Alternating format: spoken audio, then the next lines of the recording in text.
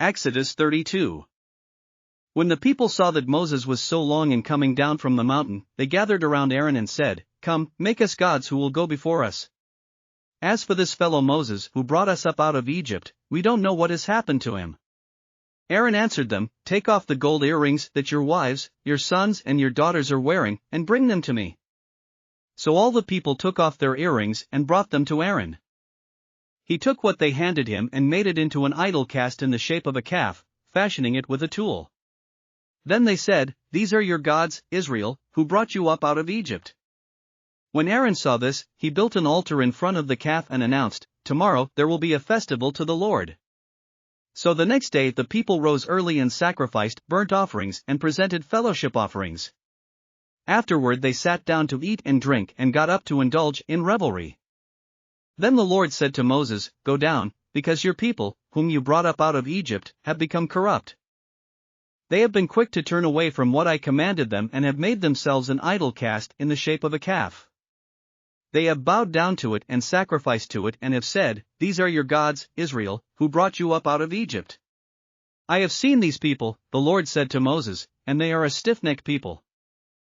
Now leave me alone so that my anger may burn against them and that I may destroy them. Then I will make you into a great nation." But Moses sought the favor of the Lord his God. "Lord," he said, "why should your anger burn against your people, whom you brought out of Egypt with great power and a mighty hand?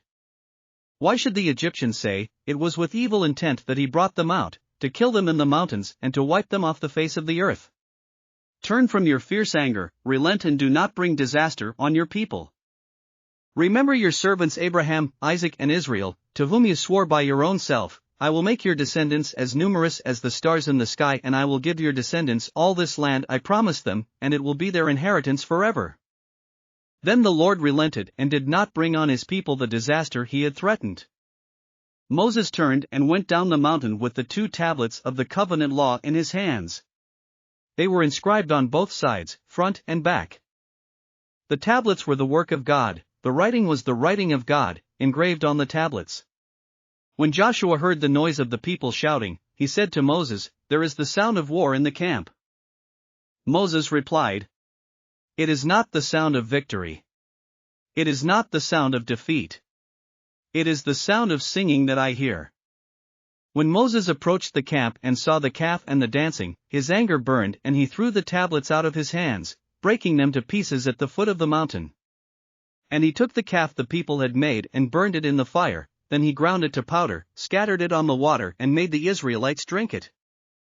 He said to Aaron, "What did these people do to you, that you led them into such great sin?" "Do not be angry, my lord," Aaron answered. "You know how prone these people are to evil. They said to me, 'Make us gods who will go before us.' As for this fellow Moses who brought us up out of Egypt, we don't know what has happened to him. So I told them, 'Whoever has any gold jewelry, take it off.' Then they gave me the gold, and I threw it into the fire, and out came this calf." Moses saw that the people were running wild and that Aaron had let them get out of control and so become a laughingstock to their enemies. So he stood at the entrance to the camp and said, "Whoever is for the Lord, come to me." And all the Levites rallied to him. Then he said to them, "This is what the Lord, the God of Israel, says, each man strap a sword to his side. Go back and forth through the camp from one end to the other, each killing his brother and friend and neighbor." The Levites did as Moses commanded, and that day about 3,000 of the people died.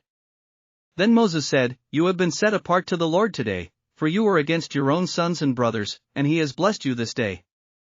The next day Moses said to the people, "You have committed a great sin. But now I will go up to the Lord, perhaps I can make atonement for your sin."